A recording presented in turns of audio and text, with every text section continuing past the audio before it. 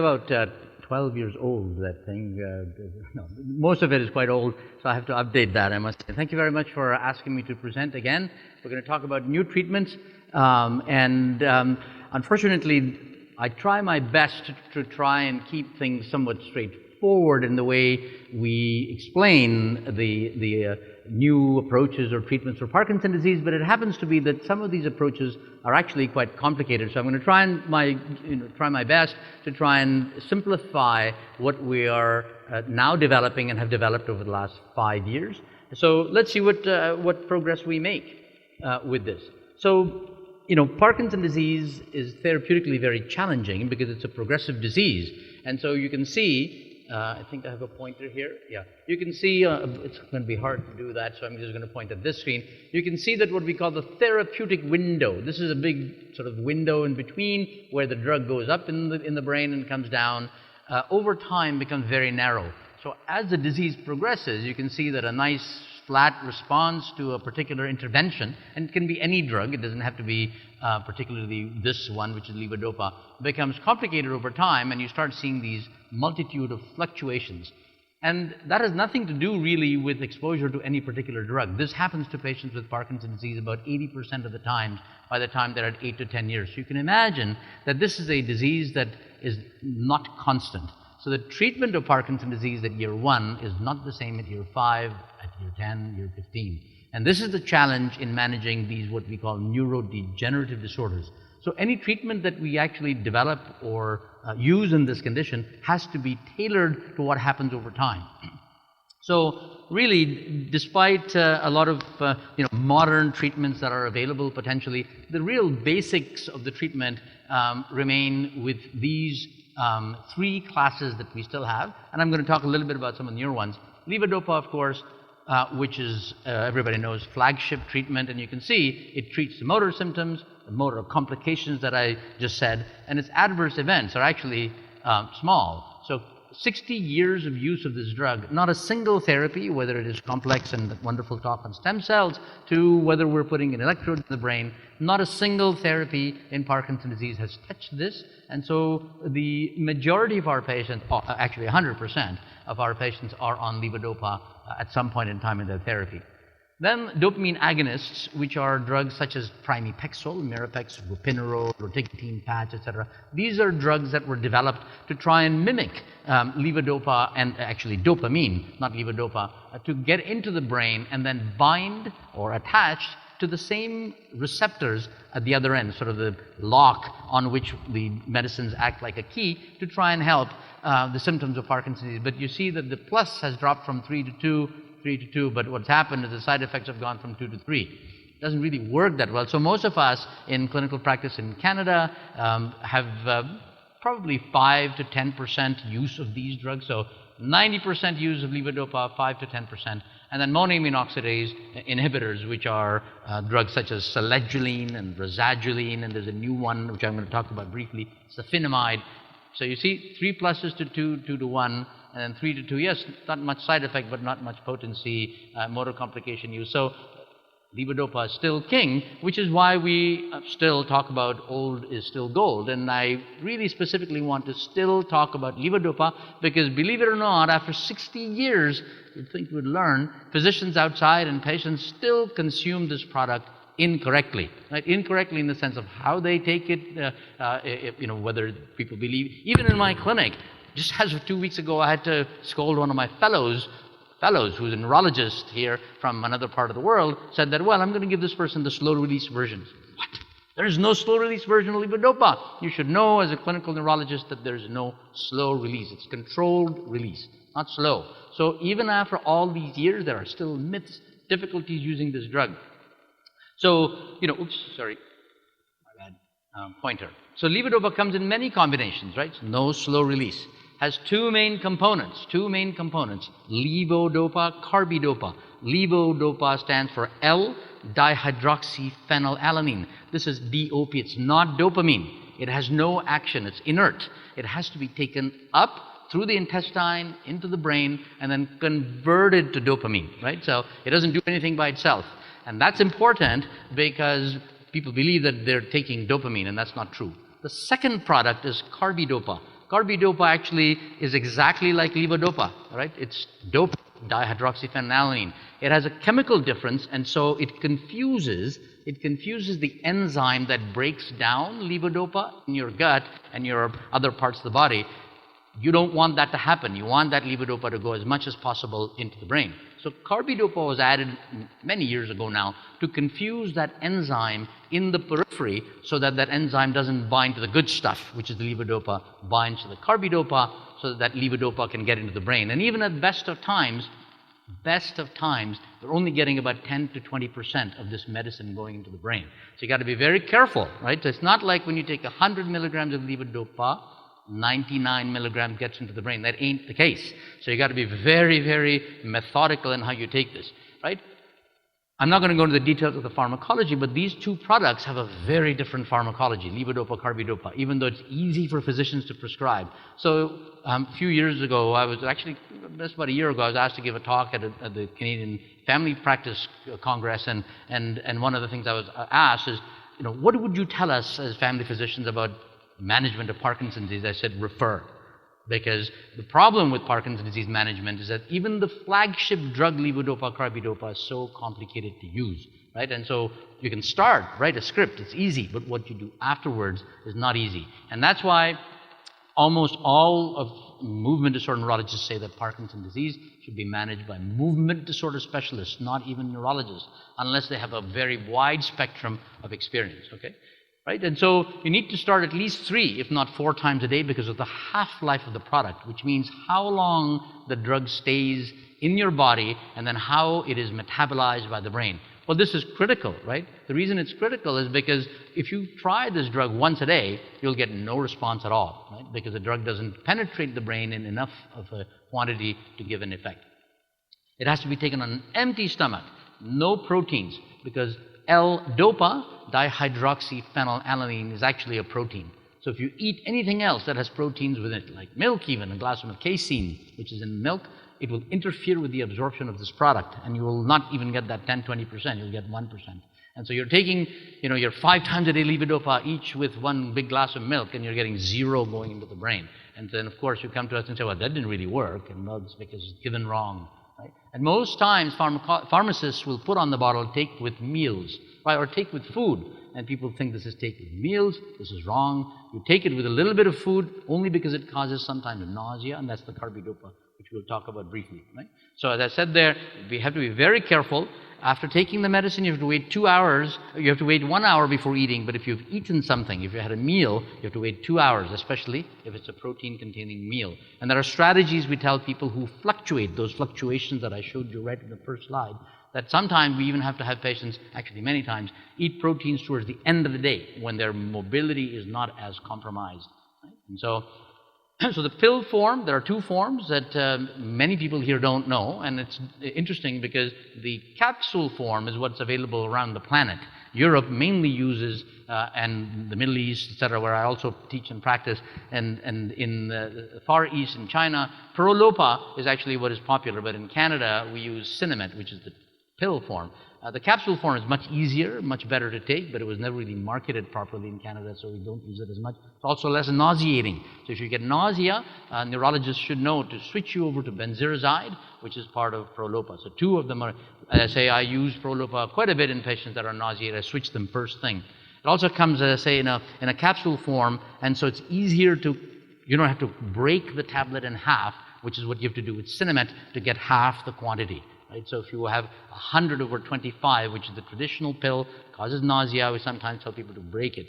In the old days, it worked well because the formulation of levodopa was made by DuPont, and it was actually a very nice pill, so you could break it cleanly. The generic ones over the last little while, 20 years really, they break in your hands. So in fact, it'll become powder very quickly, so it's hard. And that's another reason why Prolopa is useful. So most of our patients, as I said, are on the 100/25 formulation. There's a 100/10 blue formulation. And I just wanted to make these points because I don't know how many patients of our own are here, but I never used 100/10, and no physician should be prescribing 100/10. This is the blue-colored capsule, and it has too little of the carbidopa. 10 is the carbidopa amount, and it is too small. You need 10 tablets of this for you to be able to get enough carbidopa for it to do anything. And 10 tablets of this will give you 1,000 milligrams of levodopa, which is too much. Compare that to the 100/25, with 4 tablets of the 100/25, which is why I've said 3 to 4 tablets in the previous slide, you'll get 100 of the carbidopa, which is the minimum that you need. So, and that'll give you only 400, if you do the math very simple, times 4, of the levodopa. In this case, to get the 100, you'll need 1,000. So nobody should be on the 100/10, except if they're in our hands, where there are some special reasons why we would use it, should not be using the 100/10 formulation. Okay? Some key points, because people ask this all the time about levodopa. There's no advantage in waiting to start levodopa. If you're experiencing disability, it is the best drug. That's why I showed you that summary slide. If that's what you take away, you got to be on levodopa. Changes everything in the quality of life, and you can't be not on levodopa. Right? So there's no advantage in starting levodopa early either. As I'll show you in one brief little science slide, it does not slow down the progression of disease. In fact, there's nothing at this point in time in Parkinson's disease that we know that will slow down the disease. In any therapy that we know, which is fine because we've got excellent symptomatic therapy like levodopa. And so all patients will develop that fluctuation. That's why I showed you that first slide as a little anchoring slide. Doesn't matter what we really do. We used to think that we should start agonists first, or start amantadine first, another drug first, to slow down this fluctuation, that little thing that I showed in the first slide. Doesn't seem to matter very much. And so what are, in Canada, and you might have seen that the Parkinson's Society Canada funded, I'm not sure they funded it this time, guidelines have just been released. They're something we all know already, it's nothing spectacular in there. But basically what we've said in there, or the authors have said in there, is that you need to treat your patient's symptoms the best way you can. And so that's really the rule here. Don't worry about the fluctuations. What will happen to me if I take levodopa early? Well, you'll get better. That's what will happen. Right? Your symptoms will improve. And most of us will say that you get about 10 to 12 years after introduction of levodopa of symptomatic benefit. So if you start your treatment here, you get about 10 to 12 years of good symptomatic benefit. Disease progression irrespective of that, right? But people believe that then if you just wait and start here in the disease, you'll get that 10 to 12 year shift. That doesn't happen. What actually happens is that this stays here. That's what will happen. So instead of getting 12 years of benefit, you'll now get 8 years. Instead of 8 years, you'll get 6 years. If you don't start till late. And for those 2, 3, 4 years that you didn't start the medicine, your quality of life will suffer. And that's what all the data from 50 years of experience of using the 60 years of this drug has shown. So don't wait if you feel symptomatically between you and your physician. For those that tell you otherwise don't know how to manage Parkinson's disease, right? So don't start the medicine late. If you feel quality of life is compromised, start the medicine, right? And if your doctor doesn't tell you to do that, have them refer to us. Sorry, it wasn't a pitch for referrals. So here's a recent study that just came out. This is a very, very important study which was done in Denmark and in the Netherlands, which showed that if you look at these two groups, one of them, the blue one, is called delayed start. So these patients were delayed in starting their medication. This was a specific thing done as part of the study. And then you had these patients start the drug early, right? So really, as the physician and patient said, okay, we need the drug. This was blinded, so neither the physician nor the patient knew which of the two arms they belonged, right? And so if you look at the UPDRS, which is Unified Parkinson Disease Rating Scale, this is when we test tremor and stiffness and all that. This is the clinical exam. You'll see that the delayed start group, higher the score, the worse it is. So as expected, those that didn't get the medicine were not doing so well for a while. And as soon as they started medicine, which was here at this point in time, guess what happened? They joined the red line, which is those people that had symptomatic benefit. Now, you can choose if you want to be in this group where your physical disability is higher and not take the medicine, or you can choose to be in this group. It didn't make any difference at the end in terms of what they ended up with. So the expectation actually in this study was the delayed start group would have done better and would have been separate. The early start group would have been separate and would have done better, but that didn't happen, which meant that it didn't preserve the brain cells.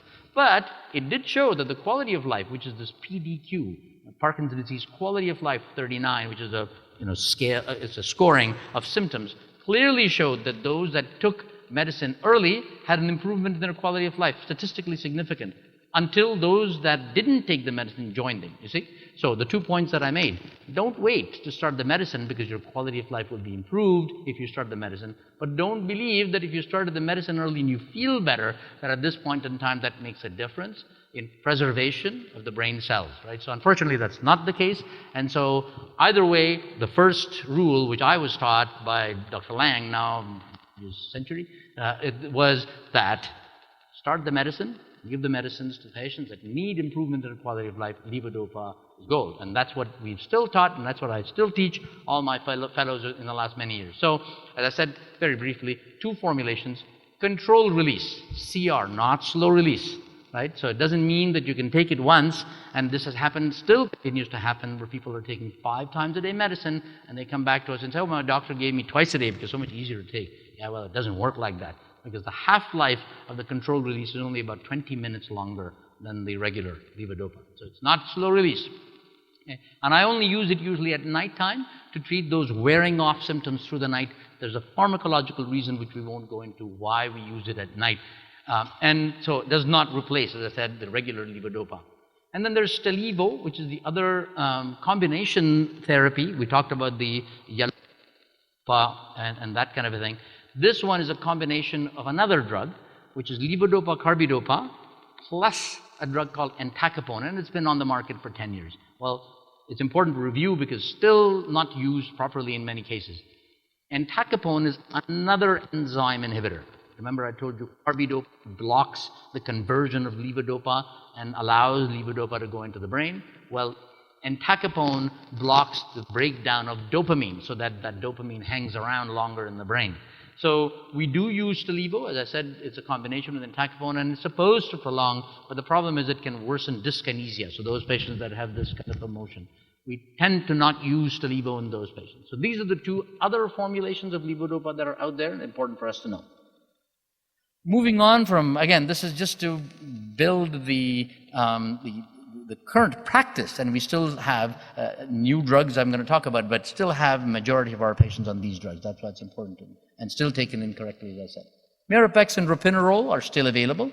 These drugs have had problems because of the fact that over the last little while, things such as cardiac disability, so having an impact on the valves of the heart and resulting in valvular heart disease, has pulled pergolide off the market. Bromocriptine also caused the same kind of a problem of what's called pulmonary fibrosis. This is from the 70s, 80s, and 90s. And in the early 2000s, those drugs were pulled from the market. These 2 drugs, Mirapex and ropinirole and rotigotine patch, which I'll talk about briefly, are still available. We use about 10% of our patients, maybe 5 to 10, are on these drugs. Almost nobody's on monotherapy of these drugs.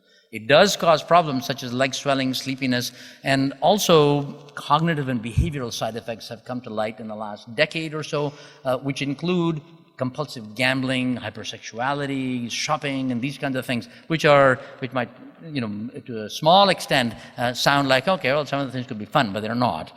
These are, these are what we call ego dystonic, which means that these patients don't want this to happen to them, but cannot help it. I can give you one example from years ago of a patient of mine, mind you, with Parkinson's disease, fairly disabling Parkinson's disease, who would slide out onto the rooftop from the 2nd floor bedroom, right? Open the window, slide down the rooftop, and go to the casino. It was that and then, of course, the casino would let him gamble away. And after the gambling lost, he spent all his money, then they would call the son saying, oh, your dad's here, can you take him back? It would have been better if they'd done it beforehand, but of course it was after. So, but this is, as I say, this is not a joke. This is an important thing, and these drugs can cause such problems. You have to be very careful to be able to ask these questions. And so that's why, again, only 5-10% usage of these products. Here's that Neupro patch. So some of you might have used it. It's a new formulation. It's not that new. It's called rotigotine. It does not have the valve disease problems, etc., of the old drugs, but it has the same issues potentially of the drugs that we use right now, the Mirapex and pramipexole and ropinirole that I talked about.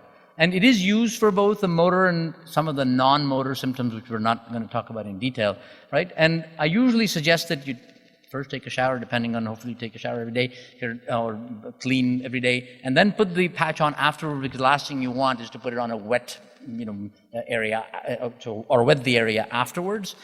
The problem with this patch is that it does cause local reactions, which means that you have to shift the position of the patch every day. So you can't put it on the right shoulder every day, because it'll cause a local reaction. So it's here one day, then next year here, there, and whatever. And then if you're of certain descents, you might have a lot of chest hair, and so you have to shave, and all these funny things have to happen. You can't put on your butt because it doesn't get absorbed down there.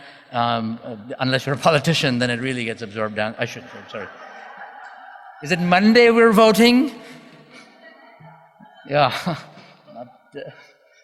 Sorry. It's inner voice sometimes just can't resist it. Yeah. It must be jet lag. I flew back from Norway last night, and so I'm not awake yet, probably. So the patches, the problem with the patches, you can see over there, they get bigger as the dose increases. So you can imagine that this huge patch that you get stuck on your chest, it's not something that is easy to use.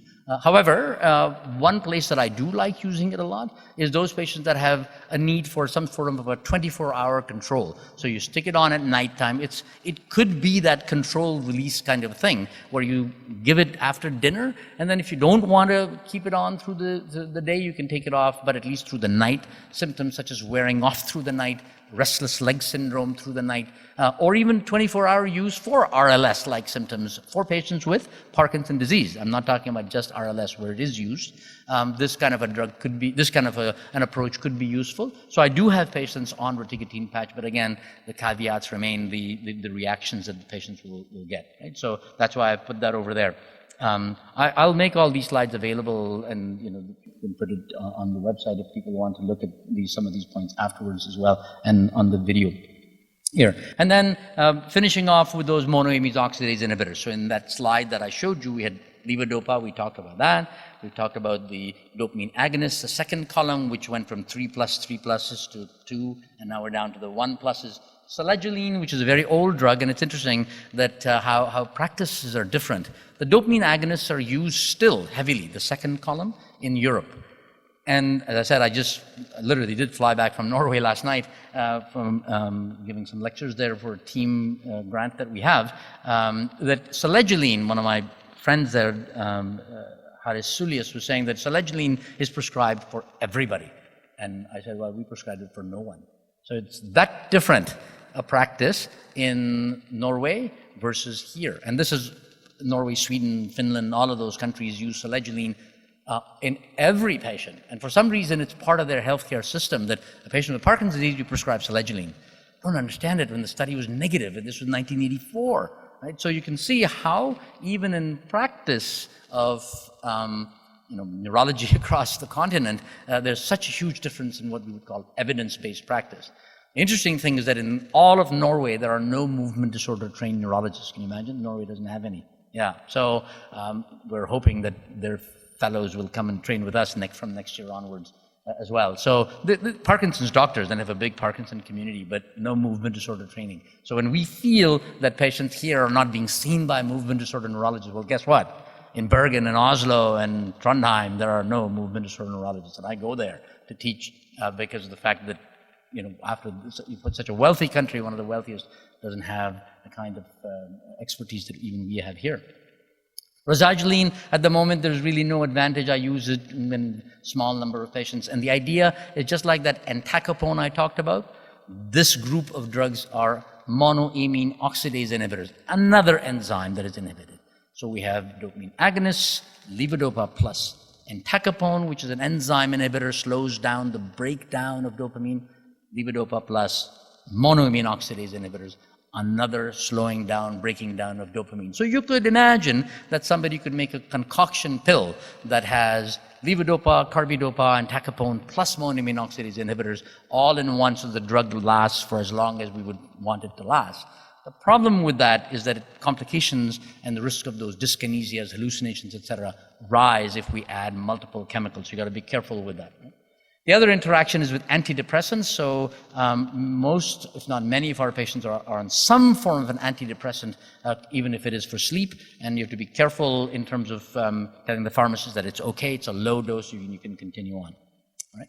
So the new one that's coming out to the market, and I've started using it a little bit, is another one of these monoamine oxidase inhibitors. That's why I sort of transitioned into it this way. It's called safinamide. Right? So safinamide is a dopamine agonist, but it has some other funny, interesting properties, which I'll talk about very briefly in a second. So here's the data. I always have to show some random graphs with things going up and down, and so this is what that is.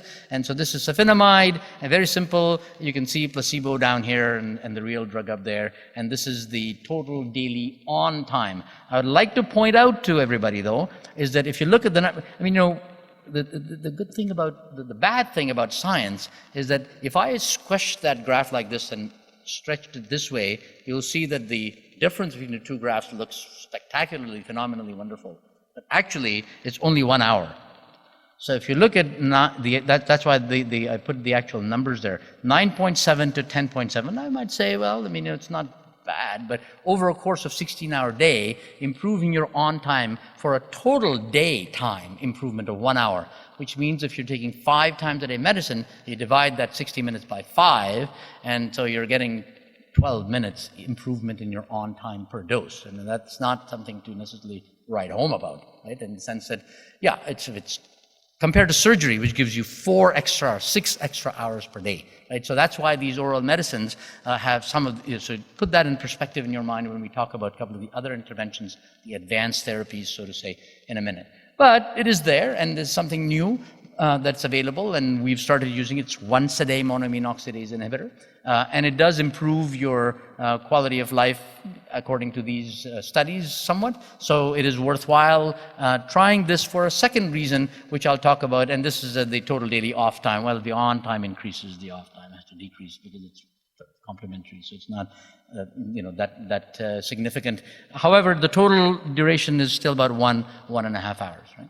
And so before we go there, let me just go back one slide. One of the interesting things about this particular drug is that if you see down here, it says on time without dyskinesia, plus on time with non-troublesome dyskinesia. And this became an interesting observation because all of those other drugs, entacapone that we talked about, rosagiline that we talked about very briefly, and selegiline, worsens dyskinesia, right? So it improves the on time, but people also have a worsening of the dyskinesia. But in this drug's case, it wasn't seen. So what is it about this drug that dyskinesia actually didn't worsen substantially? In fact, if anything, the observation was that the dyskinesia improved. And the mechanism of action of this drug was already being investigated, but was looked at even more carefully. And what has been found by pharmacological measurements is that in addition to blocking that monoamine oxidase inhibitor, that MAO inhibitor, it also blocks another neurotransmitter involved in potentially causing dyskinesia, which is called glutamate. And so not only is this drug a monoamine oxidase inhibitor, it's also a weak but reasonably important glutamate inhibitor. What that does is that in addition to increasing your dopamine, it reduces glutamate. One of the other drugs that we commonly use, it's also somewhat of a dirty drug for treatment of dyskinesia, which is a glutamate inhibitor, is amantadine. It's a red capsule. So this is kind of like combining the property of that amantadine.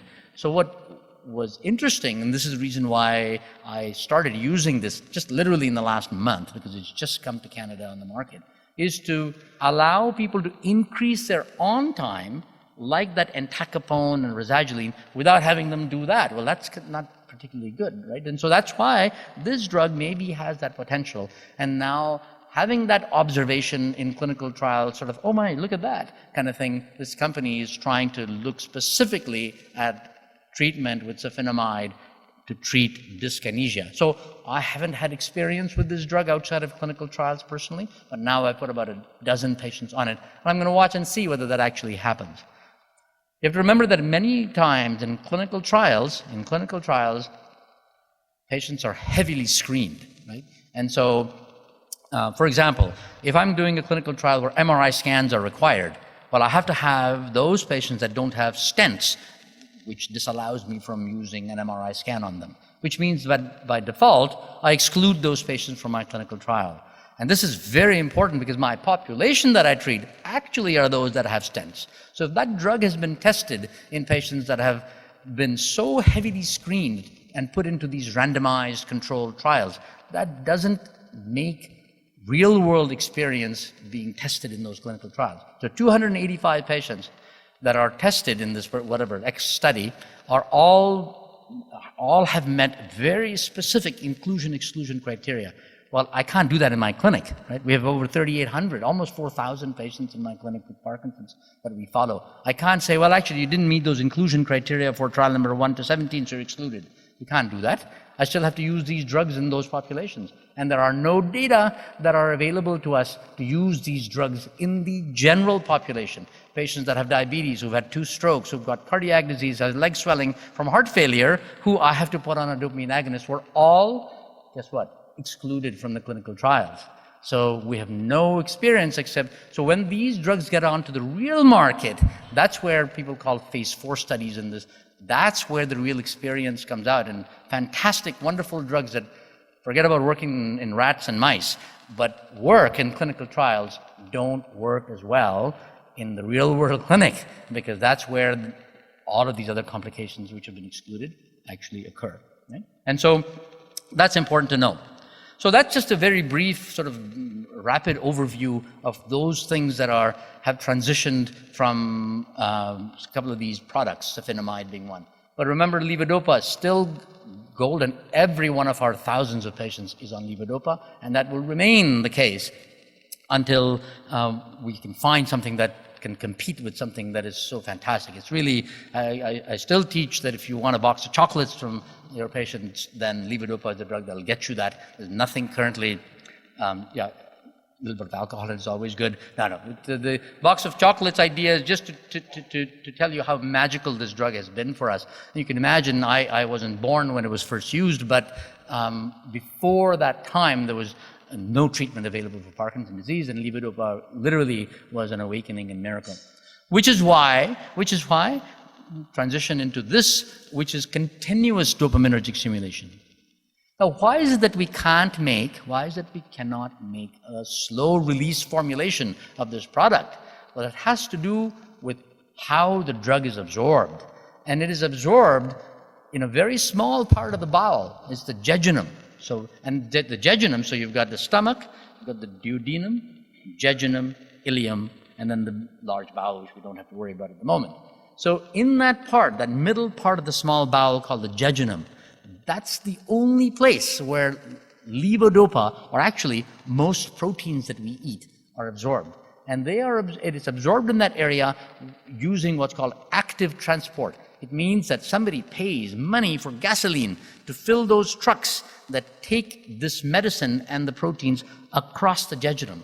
Well, the pill doesn't know this, neither does the food. So if you take a pill, which you would take by mouth, and it goes through your esophagus, stomach, through the duodenum and jejunum, it's going to go past it, right? It's not going to say, okay, I'm going to just park here for a little while, and then just wait for boarding announcements and whatnot, as my Air Canada flight was delayed 2.5 hours last night. Oh, sorry. Again, inner voice, gosh. Because you could see these agents saying, oh, yeah, well, I got to go home. Board the plane. And so this is what happens with this drug. It goes past the jejunum. Well, what are you supposed to do, right? So slow release would require somehow for you to tie a piece of string or something to your tooth and dangle it in the jejunum so that it stays there for 5 hours. Well, that's just ugly, right? And so there's no way for you to get this product to sit in the jejunum because peristalsis, right? Thankfully, many of our Parkinson patients have reduced gastric emptying and, of course, unfortunately, reduced motility, and that's why constipation is so common. So maybe it hangs around a little longer, but it doesn't, you can't regulate treatment to that. And so because of this, slow release could never be made. And because of this regional dependence of absorption, this new therapy, which is now not new in the world, but new to Canada in the last 5 years, was developed, which is continuous delivery using a pump. So In the old days, again, we used to give people liquid levodopa. So what we did was you'd take the product, we wouldn't do it, the patient would do it, crush the pills, put them in orange juice, because if you crushed them and didn't put them in vitamin C containing liquid, it would precipitate to the bottom, so you just drank the juice and the drug was at the bottom. So you had to keep it shaken. It's photosensitive, so it would break down if you had sunlight or bright light, so you had to keep it in a dark bottle, and you'd have to aliquot it out and drink it like this every 45 minutes. This is for patients who required continuous treatment, who couldn't take 2 pills, would get so dyskinetic or whatever would happen. And so, and it was messy and it just really didn't work. So this company, AbbVie, developed the technique of delivering continuous in the jejunum. There are 2 others that we will talk about briefly, which is apomorphine, and then of course DBS we're not going to talk about. But this is a way in which what we now have termed device-aided treatments can be delivered, right? So here now you've morphed from oral medicine, which is hard as it is for even a general neurologist to use for treatment of Parkinson's, to these very complicated delivery systems, which really have to have a whole team for management. But we do this, right? So who are the candidates? I just put down very simply a couple of things. Those that have disabling offs, right? But still have good on in terms of their medicine response. That means that when the drug does get absorbed, you feel well and you feel really, reasonably well, that say, yeah, that levodopa is working. For those patients where despite all of our adjustments, levodopa is now not working very well, these therapies also do not work. And again, mild to moderate dyskinesia, because these drugs are basically still levodopa-like, and I'll talk about apomorphine in a second. It's not morphine; it's apomorphine. So here's that pump. Some of you might, I'm not sure anybody who's had this done. We've done about 30 or so in London, and there's been 100 and some odd done in Canada. But in Europe, there's been experience with many more for the past 15 years, and it's actually something that looks like this. This is my wallet, but it's you would wear the pump like that, or the other way. And it's connected, as that wire shows there, to your intestine. And see how it's floated all the way down? You can see that it's floated, hopefully from the back you can see a little tube down there, and it's called a PEG-J. PEG-J means percutaneous, which means through the skin, endoscopic, through a tube, gastrostomy, which is that hole in the stomach, so percutaneously done through the So you put an endoscope, you see the light there, the gastroenterologist will make a hole, put a tube in there, but then there's a jejunal extension. That's why I talked about that jejunum, PEG-J, and it's connected to that infusion pump, which is basically a CAD pump, similar to what is used for IV therapy and whatnot, except that it has a gel pack, which is this bottom thing, which is this complicated carboxymethylcellulose aqueous gel. So instead of putting that water mixture that I talked about, actually little gel pack, it's proprietary. It's quite expensive, about $50,000 a year. But it is covered by the government at this point in time, once we've gone through a horrendous amount of paperwork, but that's not unusual. And then after that, it will be covered. Insurance companies all covered. So if you have private insurance, it is covered under that. And then this tube is permanently left in place. Now, of course, it is a tube, so you have to manage it like anything else. And so it's only done at centers like ours. I would not let anybody else touch it. So there's one in Hamilton, there's one in Toronto, and we do Southern Ontario. It needs a gastroenterologist to do this. I can't do this part, nor can we actually manage the tube ourselves because I don't know that management well. And so we have a specialist nurse that performs the titration along with my fellows, and I do it too, but to coordinate the titration. So, you go in, you have an assessment with a gastroenterologist, the tube is put in, and then we teach you how to manage the pump. Right? And a community nurse is provided by AbbVie. So this is something that is quite actively being done. And as I said, you need the expertise of the movement disorder expert team to manage this. So we've gone from levodopa, which is taken by mouth, which is everybody's pill, easy, miracle, magic, to now something that only really advanced care therapy people can manage. But it has been very helpful. As I say, paperwork is sent to the government insurance company, a consult is initiated, the procedure is scheduled, and we've just had a meeting 2 weeks ago that we're trying to combine it so that the procedure and the consultation of the gastroenterologist can be done on the same day, because otherwise we'd come for 2 visits. There hasn't been really any reasons why our gastroenterologist has found that we shouldn't be doing this. So in Toronto, I think, or one of the other parts of Canada, they have combined this to expedite. We just don't want the person to show up at the gastroenterologist and say, oh, well, I'm not sure I want it today, because then they'll say, well, schedule a 2-hour window in the suite to put it in. So we're now doing pre-counseling, just beginning to do that. We've also now managed to, because the volume of the patients can be quite high, to get Chatham involved so that these tubes can actually be now put in Chatham. At some centers, and in Europe, which it's mandatory, that you first do an NG tube test run. What that means is that you actually put a nasogastric tube and then float that tube into the jejunum through the NG tube and admit the patient for 5 days to see whether that pump will produce the effect. Of course, here we just can't afford to do that. There's no way I would get anybody in for 5 days for a test run of anything into our hospital here. Unless you're dying, we can't get you into the hospital.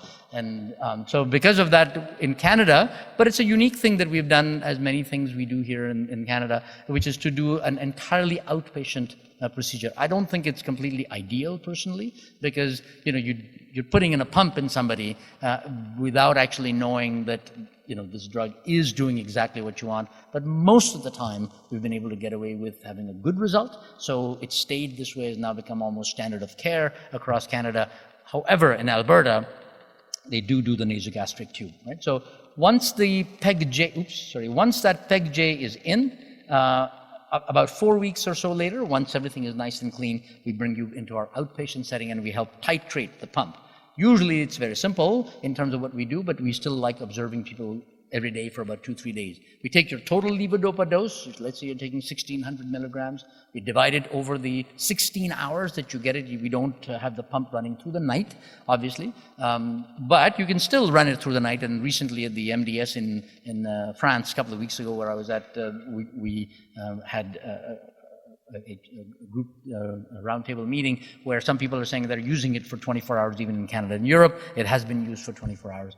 Main reason for that is because the company hasn't certified the gel pack to be stable for 24 hours, but it is. It's just not a problem. And so we can run it through the night as well, as long as you don't get the tube entangled. So it's a complicated thing, and I can't explain all of that obviously in 5 minutes or 10 minutes that we have, but this procedure is available and we're doing them fairly regularly. So usually, as anything, I mean, younger patients do better, but there's no age exclusion for this, unlike deep brain surgery, where there is a 70, 72 years of age exclusion. Beyond that, we don't do DBS. We've done 80 and 85-year-olds as well. And really the main thing is no cycle. The last thing you want is somebody that has cognitive impairment and they're going to yank on that tube, because that's not a safe thing to do. Right? So that is an obvious exclusion. And the improvement in on-off time can be quite substantial. Shorter disease duration is something that has been shown in the literature, but you can imagine most Parkinson patients, 5-7 years of disease, don't want a tube. That's why DBS is our first option for the younger patient, less than 70, 72, who have fluctuations 7-8 years into disease. I would much rather prefer doing brain surgery. At the same time, this is much less invasive. You can take it out if you don't really like it, put 2-3 stitches and you're done, as compared to brain surgery, where complications are obviously within the brain. All right, so complicated slide, but doesn't matter. Really what I wanted to highlight was to the fact that there are some side effects related to the product, and one of the biggest things is a thing called peripheral neuropathy, which does happen even in levodopa use and these troublesome dyskinesia in some. But really, almost all, if not all, of the adverse events that occur in about 40 to 80% are related to the device. So the tube kinking, occlusion of the device, and if you don't clean it, which means every morning you have to flush it, put it on, then every night you have to flush it to make sure. So there's a lot of caregiving that has to be done, which is why the same thing Shelley and I were talking about, a wonderful talk that you heard on stem cell therapy. Even if this thing works, which is highly doubtful at this point in time, but even if it works, you're not going to have 25 million people undergo stem cell therapy, because it's a complicated and expensive procedure with same thing with these kinds of advanced therapies. You're going to have a small number of patients that have it, right? And so that's why this summary slide says, so we've had an experience of about 8 years. Often people ask how long, but that's the average experience.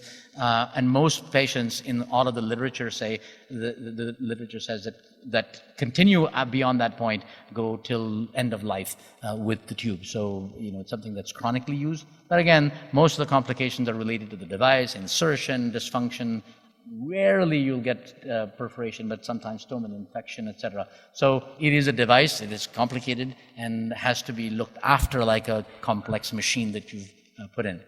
Moving on to the next one, which is coming to Canada as well, apomorphine. Apomorphine is a dopamine agonist. Remember in that middle column we talked about pramipexole, ropinirole, and the patch? This is the most potent dopamine agonist there is. And there are 3 ways of taking it. One is a pump, which is not available in Canada. Similar to that, I'll show you a picture of that. Injection pen, which is coming to Canada within the next year or so. And then the sublingual film, which unfortunately recently was denied FDA approval, which means we were supposed to get it into Canada too, but maybe we will still. It's under the tongue. This is not a new thing. As I said, when I was training as a fellow with Dr. Lang in 1993, we were using apomorphine just for testing to see how well the patient would respond. And the reason it never came to market and has still problems is because it's extremely nauseating. So we would basically have a bucket next to the patient, give the 2 milligrams IV and say, okay, you can vomit now. And then we'd start the next part of this study. It is that nauseating. So you've got to pre-treat these, again, complicated treatment. However, it works superbly well in terms of getting patients on. It's even better than levodopa. You can stick that pen in like an EpiPen. Within 5-10 minutes, you're stuck in the mall, frozen, you're on. It can be that good, right? So the injection pen Movopo from Paladin Labs is coming to Canada, so we will be seeing it in the next year or so. Right, so, and has received a positive response from the health authorities. So that's why I wanted to briefly discuss it.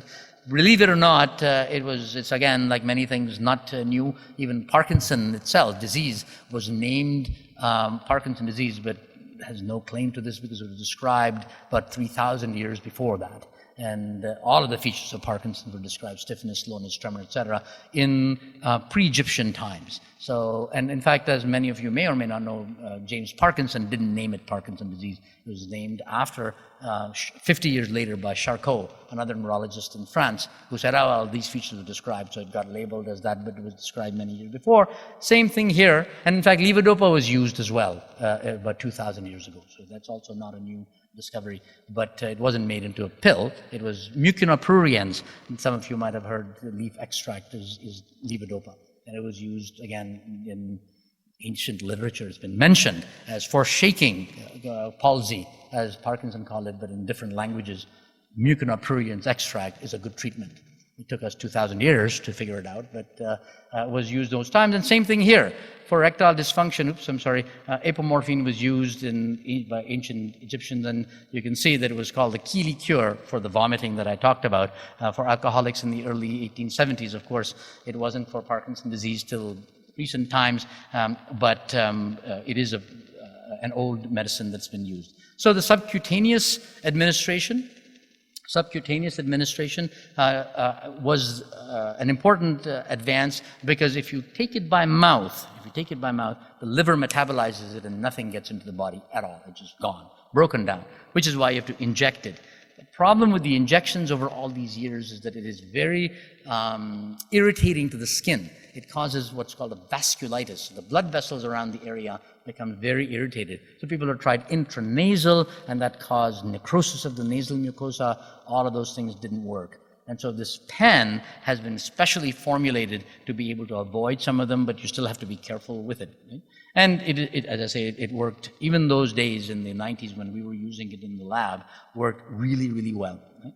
And so rapid onset, 6 to 15 minutes. So most people will say within 5 minutes. So you can imagine that, let's say you're in the meeting like this and you feel you're worn off and don't have your pill, you've got to wait 30 minutes before levodopa might even kick in. It has to be swallowed by when you've just eaten your lunch and chicken and can't take your medicine, apomorphine injection. So this is where rescue apomorphine is where we will be using it, 2 to 6 milligrams. The only problem with it is that you'll have to, patients that we're going to go on this will also have to be part of that program like the duodopa pump. You have to take medicines beforehand, domperidone, for example, for a week beforehand, so that you get used to the nausea. We have to bring you and teach you. So it's not something you can just do like an EpiPen. It has to be engineered. So that's the other problem with this drug. But it is coming next year to market, and you will be seeing it used. So this is the EpiPen. It's a preloaded pen. It comes like this, and you inject it subcutaneously in the lower abdomen, thigh, somewhere. at room temperature, and once you open it, you have to use it within a couple of days. Of course, if it's turned green, it's usually a bad thing. So for your yogurt as well. And so here's where the idea of pen versus pump, anticipated rescue. So that's really all we need to know. And when levodopa is not working well in the operating room, for example, if somebody's undergoing major bowel surgery, as I said, it's absorbed in the bowel, your levodopa you can use, but you got to be careful again with the emesis, but that's okay, we can pre-medicate. So there are lots of uses of apomorphine. The ICU, for example, where we are often stuck, patients are very sick, the drug is not being absorbed, and so what do? We can't have them on nothing, so that's where apomorphine comes in very handy. And then you can switch to the pump version for it, which we currently don't have, if something is required all the time for rescue. And here's the continuous apomorphine perfusion pump, right? Are we running out of time? About 5-7 more minutes. I just want to talk about some practical things. This is the sublingual apomorphine wafer, and you can imagine how useful this would be if it actually did come. Yeah, put it under the tongue, you don't have to inject yourself. But it's not as fast. It takes about 15 to 20 minutes to kick in, not 5 to 7 minutes like the pen. And it's not yet, unfortunately, available. Even the FDA, in fact, I think Health Canada, they did submit, but this is an older thing. FDA turned that fast track thing down, has not been granted in 2019, so we're still waiting. All right? And then I just want to show you a couple of things that we're doing. We will go through quickly. This is called spinal cord stimulation. Some of you might have seen if you're looking at the BBC and then CTV News. This was on the news in May. BBC World Service came to our lab we've now done many more patients with spinal cord stimulation for gait freezing, and I'll show you that video in a second. So here's one of our early patients who had severe gait freezing, as you can see, and went from that to this walking freely. So this is something we've developed in London, one of the only centers in the world that's doing this spinal cord stimulation for gait freezing. So these are patients who had, and then of course it's interesting because there are a couple of settings, there are many settings that we try. This was published last year and is now quite a big hit. We're getting patients from Britain and California coming to have the procedure done here. We're still in the process of this clinical trial, which I told you has some, like any trial, problems, but this is specifically for those patients that have on-freezing, which means that at least that's what we're recruiting for. Those patients where the drug is working well otherwise, but still can't walk. 2 of those first 5 patients were in wheelchairs, and we've still been able to keep them out of the wheelchairs for regular walking. For long distances, of course, they all had advanced disease. We've just submitted a paper, actually last week, Olivia Samotis was one of the graduate students funded by PSSO, and she just got a PSC award for doing this, continuing the last 2 years of her PhD, has sent in a paper for our 3-year data. So these first 5 patients now are at 3 years and still experiencing significant benefit, enough that their freezing of gait episodes went from 14, 15 per day to 1 per day. So it's that dramatic an improvement. So this hope is that the spinal cord stimulator for gait failure, which is a huge problem in Parkinson's disease, as you can imagine, will be a new treatment developed here in London. So this is 4 months, but as I said, we've got 3-month data, 3-year data. We've done 6 more since then. We've done 6 PSP patients also with benefit. And so all of that is going to be published shortly. We have, I think, 9 or 10 more devices as part of our grant left. And so same exclusion criteria, you can't have dementia, because obviously we don't want people that have cognitive impairment to be made mobile. And then of course there's a risk of falls, which is increased. So we need, some of these are exclusion criteria that are important. But gait freezing is the main requirement here. And so we're doing patients from Toronto, and as I say, from all over the world now. We've got about 10 more left. We hope to finish that this year. I just wanted to spend the last few minutes saying that that's great. We talked about all of these new therapies, but there are lots of other symptoms in Parkinson's disease which make it very difficult for management. And this is an important issue that I'm going to briefly mention, and we're going to go into some of the symptoms for the next 3-4 slides, is that you have to remember that we're movement disorder neurologists. I'm not a gastroenterologist. I don't know anything about constipation. I'm not a urologist. I don't know how to even do a rectal exam for prostate anymore. Right? I'm not a psychiatrist. I don't manage people with cognitive problems and psychosis and all these other things. Yet, this is everything that we have to do.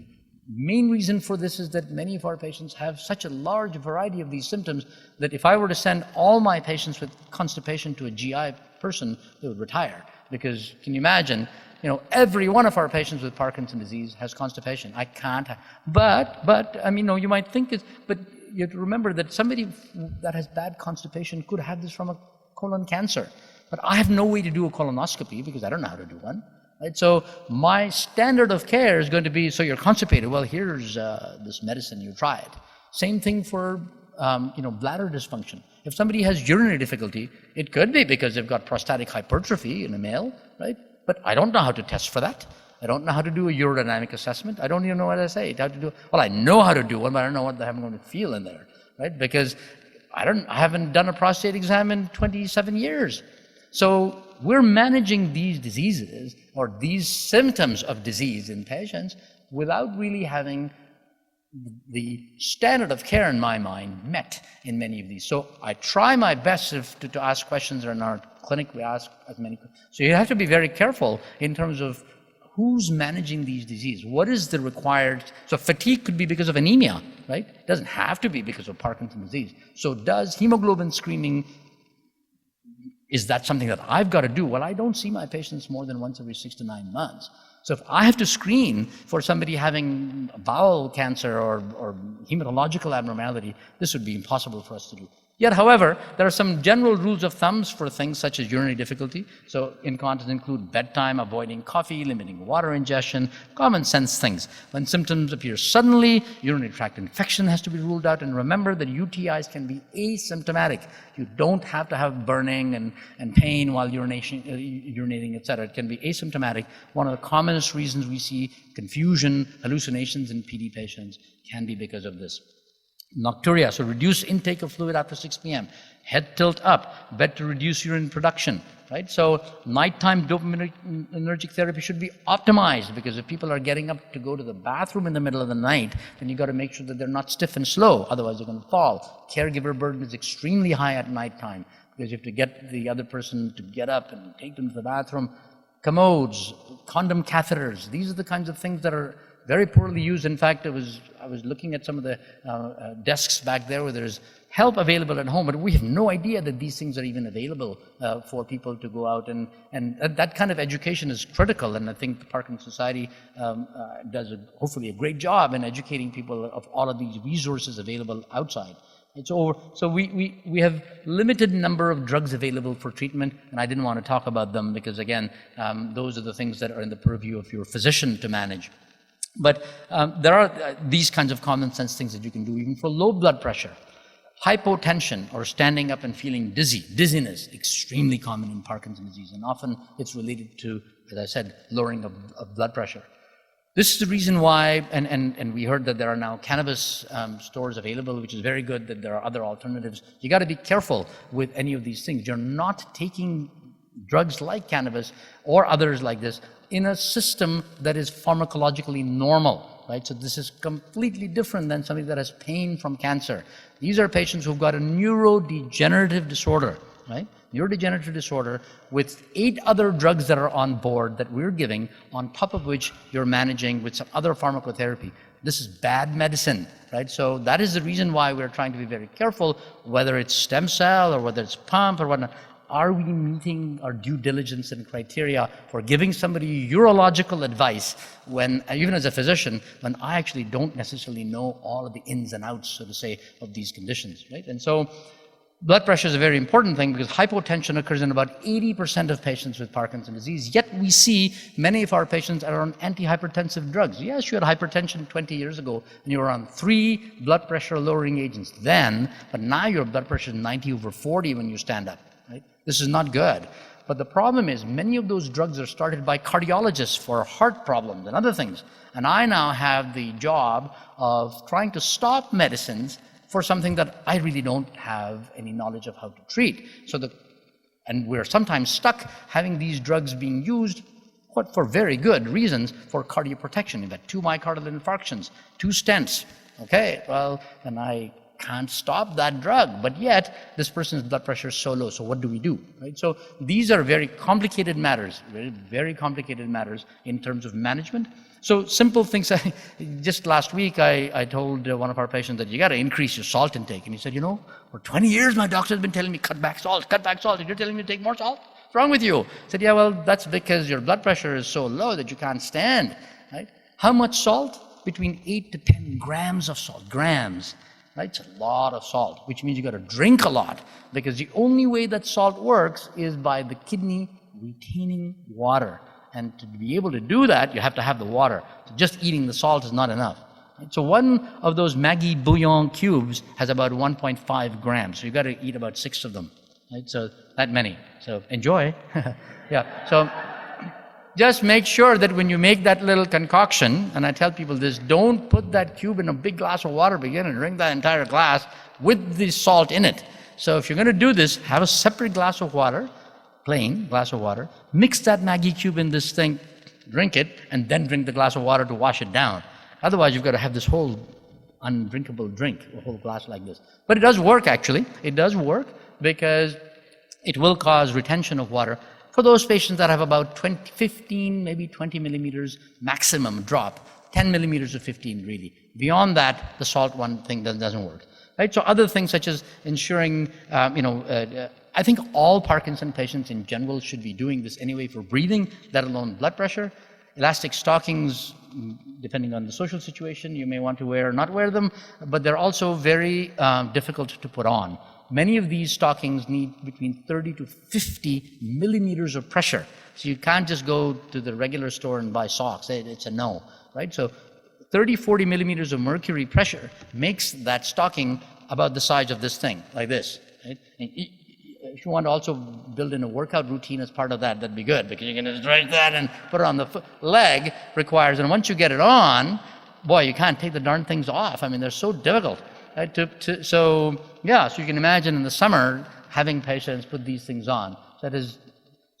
Many businesses that come out with these ideas don't realize that people actually don't use them. So canes, for example, those light canes, etc. How many of you have them? Hardly anybody, right? Yet, however, it's been sold as one of the, so recently there's another device for freezing of gait, which is a shoe light. So it's a light on the shoe which projects a little laser thing in the front. I mean, it's a great invention to be able to try to, but then patients have to look down and walk on the light like this.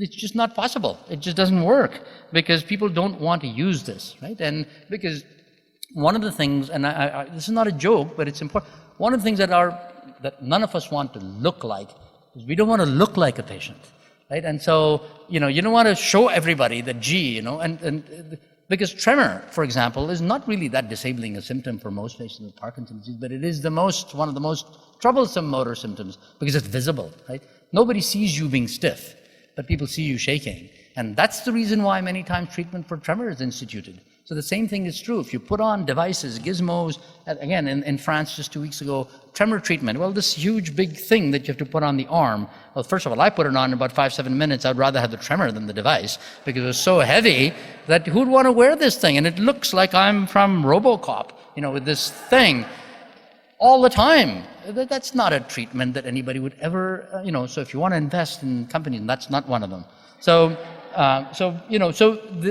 These are all very practical things, the GI motility. And I said I can provide all these slides to anybody that wants them because these are just ideas, thoughts that a group of us have put together over the years, right? So it's easy to say take more fiber.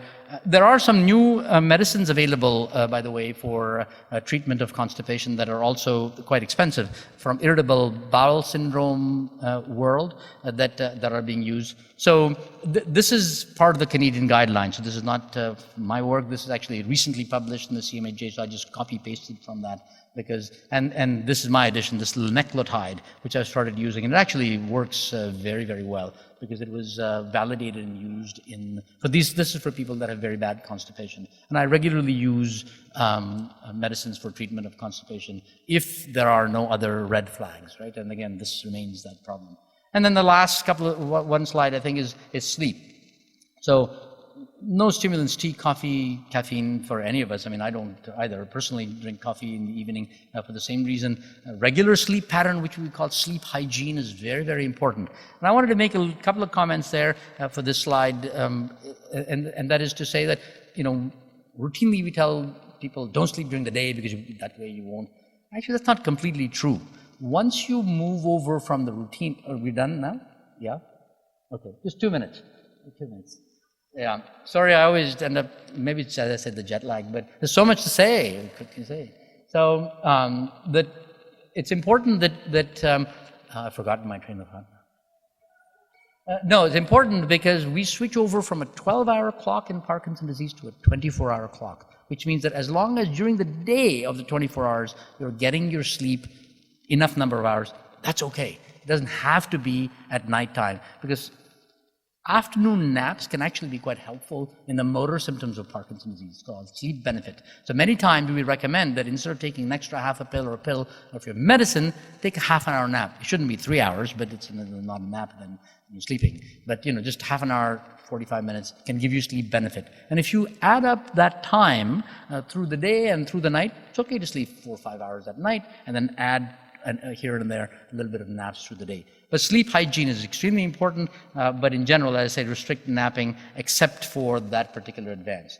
And then I'll stop there with the last slide, and this is the group that some of our collaborators, Robert Chen, some of you might know, a very dear friend of mine, Alfonso Fasano, the bald guy, Italian, in the back, really close friends who bring their lab mates and graduate students, and we have an annual research retreat, which is just absolutely fantastic science. It's a lot of fun. Thank you very much for listening and indulging me. Appreciate it.